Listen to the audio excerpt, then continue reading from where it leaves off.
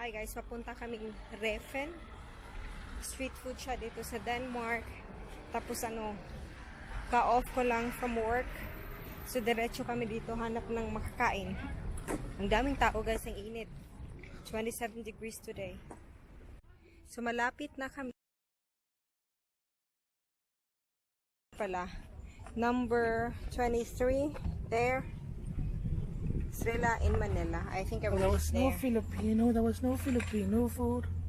There was no, and I understand.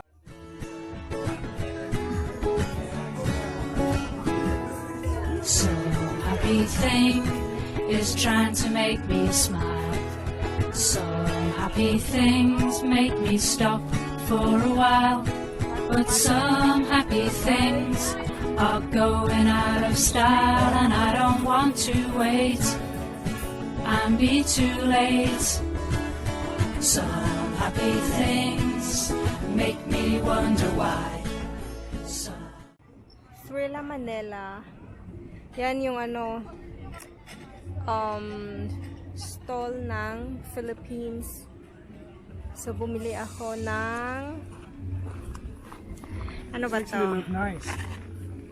100, how much was it? 125? I got no clue. Combo daw. So my pork barbecue, my rice, my tapa, my chicken. Oh, I got pizza. Ano yung sayo dong? What's yours? Wow, pizza. You love it dong? It looks nice. How much was it? 100. No, less than 100. Less than 100. Okay. You take your first bite, if it's good. It's warm. Of course, it's warm. Everything here is warm.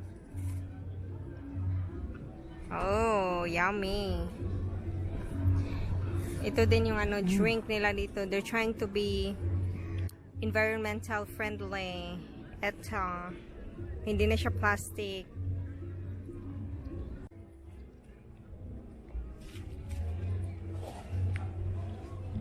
Open this one again. Yeah, I'll put my phone there.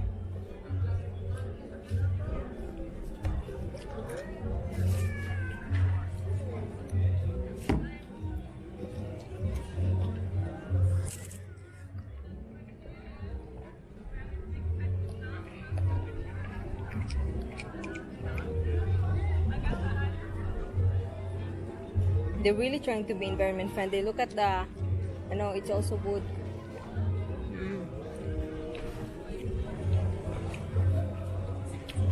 And this is plastic. Yeah. Of course, you cannot have everything in one, right?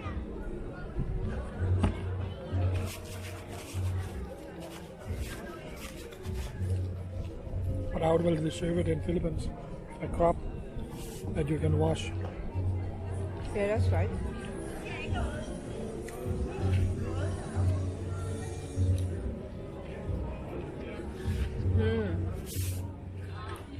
Sarap na, oh.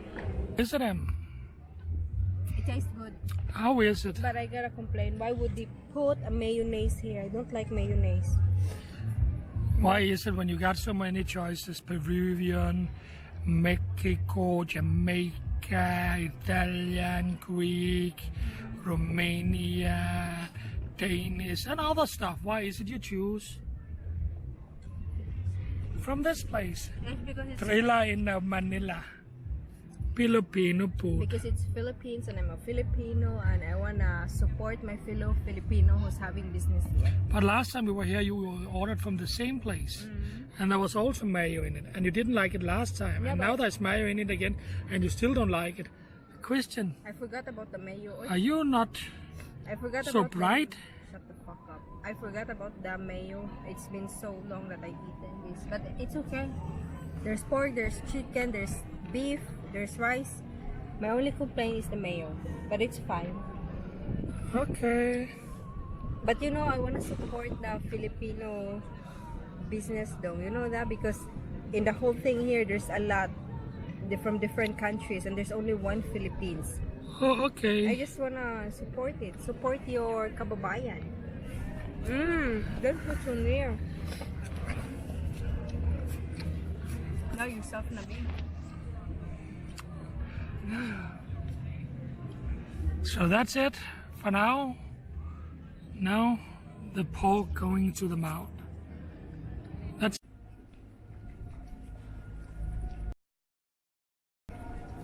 So, pauwi na kami. Tapos nang kumain, busog na. Sobrang init.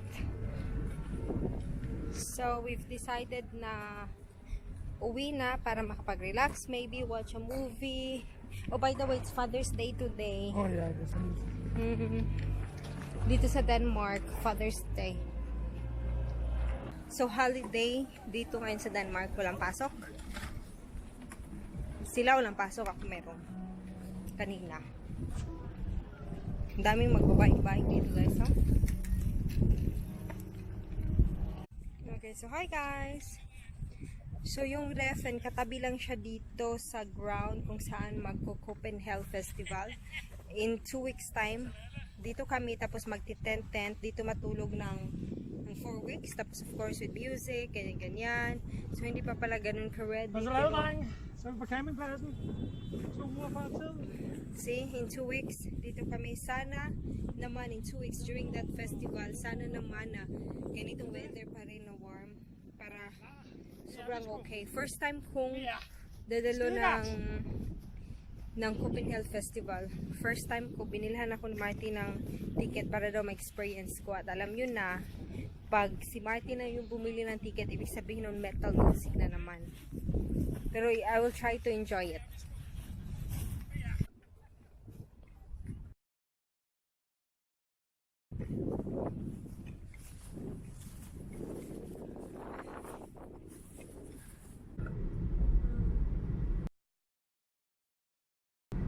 Mayong gabi!